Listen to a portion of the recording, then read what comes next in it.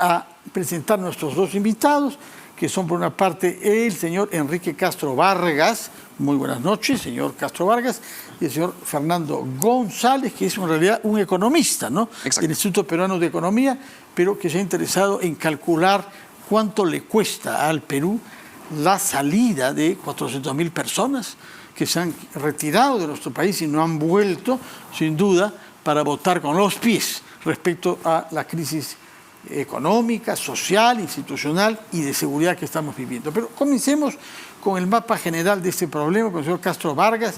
¿Cómo definiría usted la situación actual de la seguridad en el país tal como ya es y tal como es percibida por la población? Bueno, muchas gracias por la invitación. A usted por su presencia. Gracias. La seguridad se puede leer de varias maneras, ¿de acuerdo? Pero hay una manera objetiva de leerlo, diferenciándolas en dos realidades. Una realidad objetiva, que es la victimización, y una realidad subjetiva, que es el temor de percepción.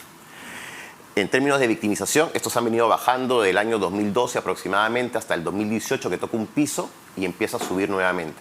Y en la actualidad tenemos 24% de homicidios, es decir, 2 de cada 10 personas sufren un delito y son víctimas de un delito en los últimos 12 meses. Pero casi el 80% de personas señala tener temor de ser víctima de un delito en los próximos 12 meses. Y esto ha venido ocurriendo desde el año 2011. Entonces tienes dos realidades.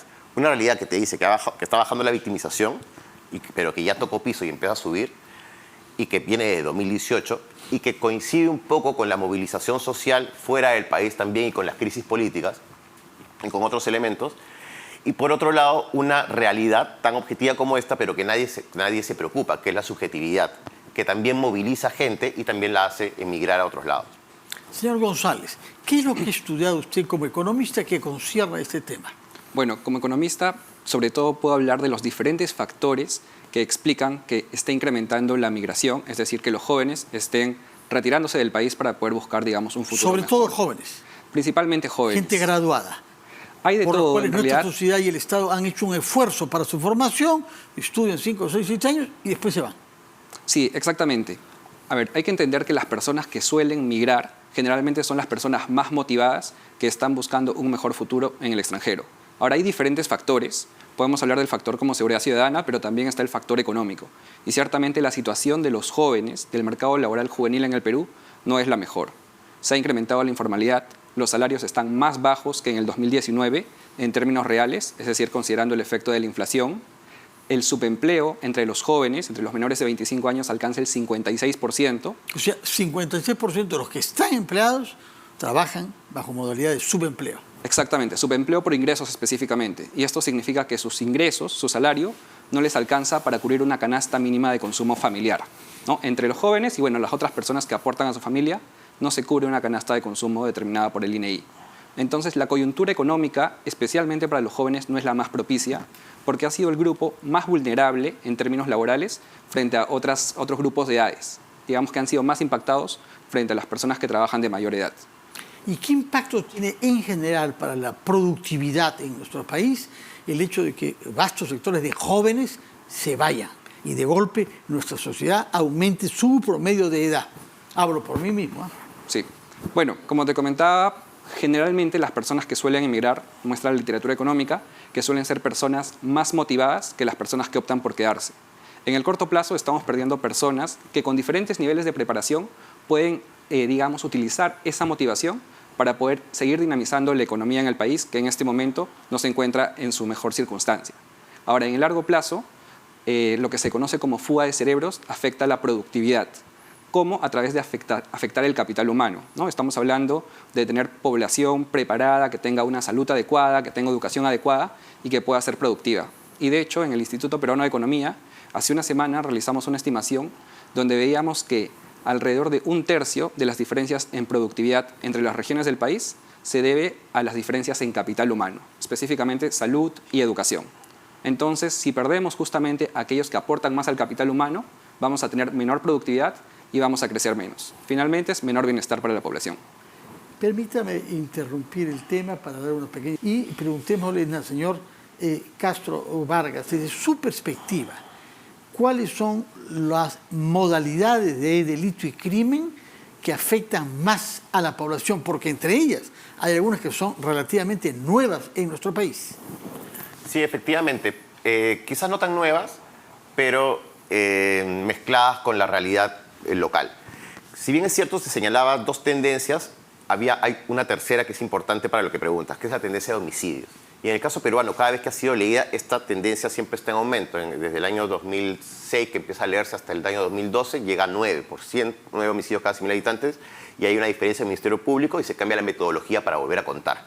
Se cuenta desde 5 homicidios cada 100.000 habitantes, que empieza así el 2009, y llegamos a, perdón, el 2012, y llegamos a 7, algo homicidios cada 100.000 habitantes en la actualidad. O sea, 50% creció en pocos años. Siempre sube. Sin embargo, nuevamente han vuelto a modificar la metodología y ha bajado a 6 homicidios cada 100.000. Es decir, cada cierto Pero dígame tiempo... una cosa, ¿tiene sentido? No tiene ¿Hay un sentido. verdadero fundamento? No ¿O se tiene está sentido. manipulando las cifras? Yo lo que señalé cuando estaba en el Estado es que había un protocolo de Bogotá que se aprobó hace muchos años, donde estuvo en el 2005, donde participó Perú, y eso incluía el certificado de defunción que debía ser parte de la lectura de los homicidios. Eso no había estado incluido. ¿Y cuál es la entidad pública donde hay gente que El se INEI. pretende tan inteligente El INEI. que modifica los criterios para contabilizar algo tan sensible? Porque lo mínimo es tener cifras claras y Así es. objetivas sobre la criminalidad en nuestro país.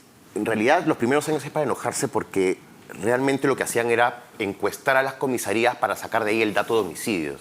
Encuestar a las comisarías para sacar el dato de homicidios. O sea, en realidad, no soporta ningún análisis racional. Yo estoy hablando de un economista que imagino que lo podría explicar mejor. Yo soy abogado, pero no se explica cómo haces una encuesta de comisarías donde el registro existe, ¿no? Y así ha estado durante años gastando mucha plata para luego esa cifra, para luego modificar la metodología. Pero eso contribuye a tener una mala lectura del fenómeno también. Pero ¿qué sí podemos evidenciar? Que la violencia ha aumentado, que la presencia de armas de fuego ha aumentado, que la lógica de cooptación de territorio ha aumentado. Que el ¿Qué significa cooptación de territorio? A ver.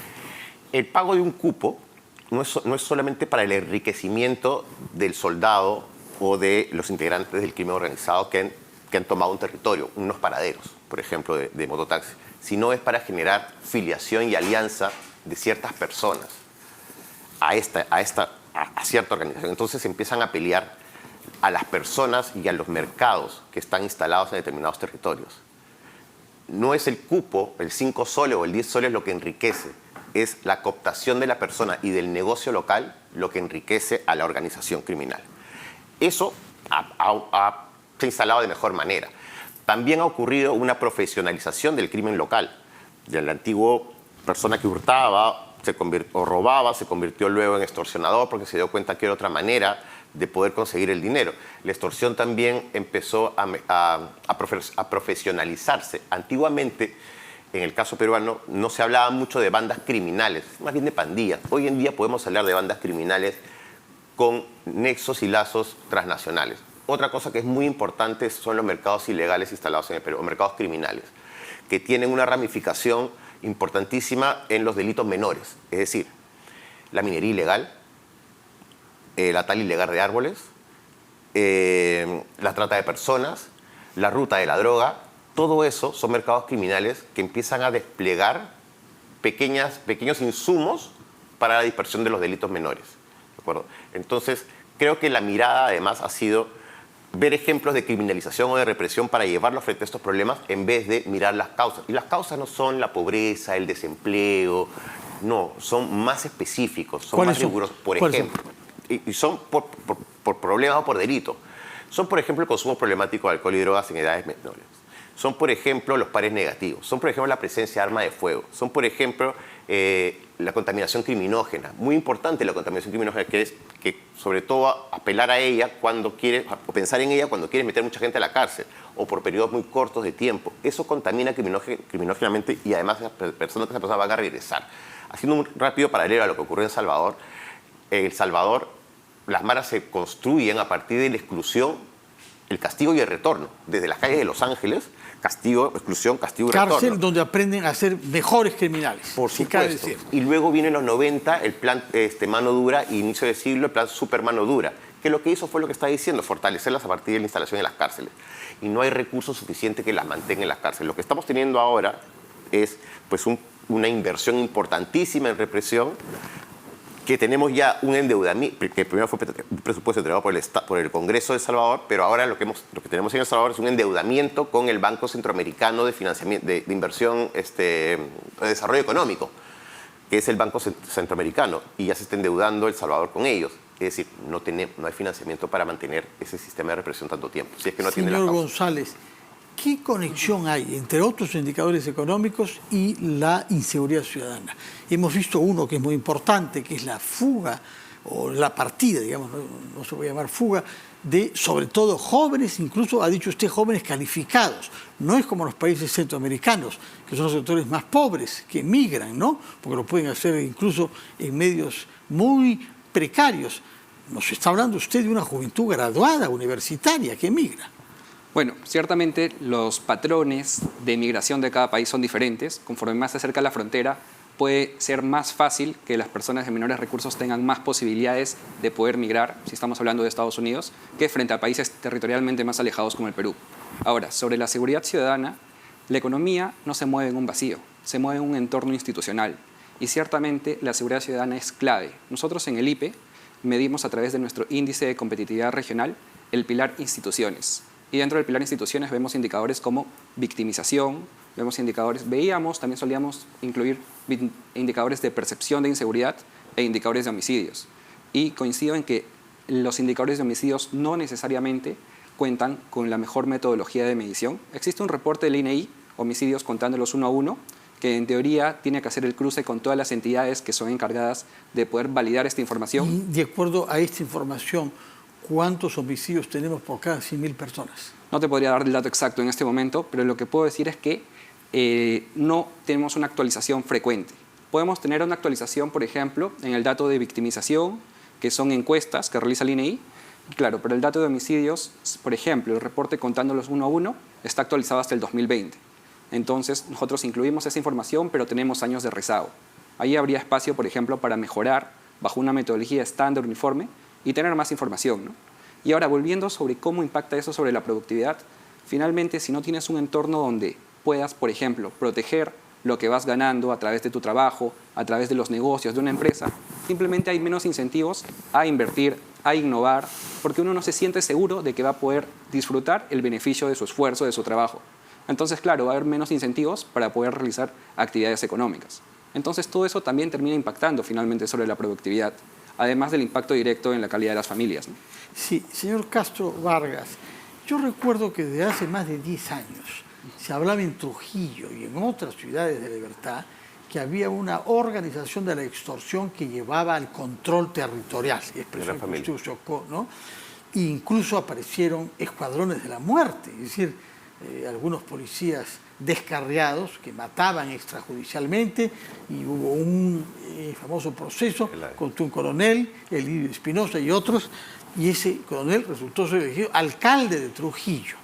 Yo recuerdo haber estado en Trujillo hace 10 años y el taxista que me llevaba del aeropuerto me mostraba una calcomanía que para mantenerla tenía que pagar 2 soles diarios. Y él me dijo, es más barato que yo pague este cupo y no que corre el riesgo de que me destrocen el vidrio o me hagan daño a mí. Es decir, se había naturalizado la extorsión. Bajo el pretexto estamos dando protección. Esa calcomanía significa que nadie se meterá contigo. ¿Esa realidad que había en el norte ha evolucionado al resto de nuestro territorio? Lamentablemente sí. Lamentablemente sí, bajo el mismo relato incluso de la protección, ¿no? Y no solamente de los tradicionales actores de barrio, sino esto se ha multiplicado, ¿no? Se ha multiplicado incluso, y lo voy a señalar, fuerzas de orden y seguridad participan también de lógicas de extorsión, ¿no? Entonces, policías, serenos, gendarmes, gente del INPE, participan de las lógicas extorsivas. Porque, como bien dices, se ha naturalizado. Se ha naturalizado ante la ilegitimidad que tiene el Estado para atender una demanda o una denuncia. La gente no denuncia esto. ¿Y se ha degradado esto en los últimos años? Sin duda. ¿Desde cuándo? No le podría dar un dato exacto, pero sí podría decir que los últimos 10 años, ¿no? 10 años. Sí, porque además también es cierto que estas mismas tendencias, estas mismas encuestas de victimización u otras, señalan que la gente ya no denuncia. Apenas el 15% de la gente denuncia. Y eso es una cifra que ha ido bajando. Ha ido bajando el número de ciudadanos que cree que es útil denunciar. Exactamente. Y no una pérdida de tiempo. Habrá llegado al 18% de su máximo momento. Hoy en día está en 15, 14. Entonces, no se denuncia. Y la policía ha hecho muchos esfuerzos, el 1818, para poder, como te llama, teléfonos de canalización de denuncias. Pero no se denuncia porque no se cree en la policía, no se confía en la policía, porque además de hacer la denuncia, al otro día te están llamando para extorsionarte porque has hecho una denuncia. Entonces, ¿cómo se enteran? Y eso ha generado, pues, búsqueda de otra fuerza de seguridad que te las da el poder fáctico, que es también el que negocia con el poder formal. Señor González, hay otro factor que los economistas observan de cerca, que es el factor demográfico, ¿no? Eso cuenta por los Estados Unidos, que es una natalidad decreciente considerablemente y una obligación de importar mano de obra extranjera. China ha hecho esfuerzos por controlar su población y ya pasó a ser menor que la de la India, etc. ¿Qué pasa con el Perú? Porque la tasa de natalidad está bajando y cada vez ve uno más jóvenes que no quieren tener hijos y que en vez de eso están más contentos con mascotas. Bueno, el Perú, como país, economía emergente, todavía tiene un bono demográfico importante, pero como bien mencionas, está disminuyendo y la tendencia es que continúe disminuyendo en el tiempo. Ahora, esto ciertamente trae retos económicos. Cuando hablamos, por ejemplo, del tema de pensiones, cuando hablamos del tema de tener una fuerza laboral que pueda sostener una economía, y dado estas tendencias, que son tendencias, digamos, hasta cierto punto naturales que van a seguir las diferentes economías, no podemos basar nuestro crecimiento económico solo en el crecimiento de la mano de obra. Necesitamos inversión, capital, y además del capital, tecnología e innovación. Entonces, la fuerza laboral va a sufrir, digamos, diferentes tendencias. Habrá momentos en los cuales la población en promedio va a tener una mayor edad, pero por eso es importante que en el momento en el cual los jóvenes están alcanzando esa etapa de maduración, puedan tener las habilidades o las herramientas para adquirir los recursos o las habilidades para que se puedan emplear en el mercado laboral, ¿no? Muchas gracias, Fernando González, economista, y Enrique Castro, abogado, especialista en temas de seguridad ciudadana, por ayudarnos a mirar desde ángulos diferentes este enorme desafío que enfrentamos de apaciguar nuestra sociedad y que el Perú sea un país en el que los que nacemos acá queramos quedarnos a vivir y no nos sintamos presionados a partir a buscar mejores horizontes en el extranjero en las proporciones en las que usted nos ha dicho. 400.000 personas que han partido, la mayor parte de las cuales no han regresado en los últimos años, ¿no? Exacto. Muchas gracias por tu presencia y muy buenas noches.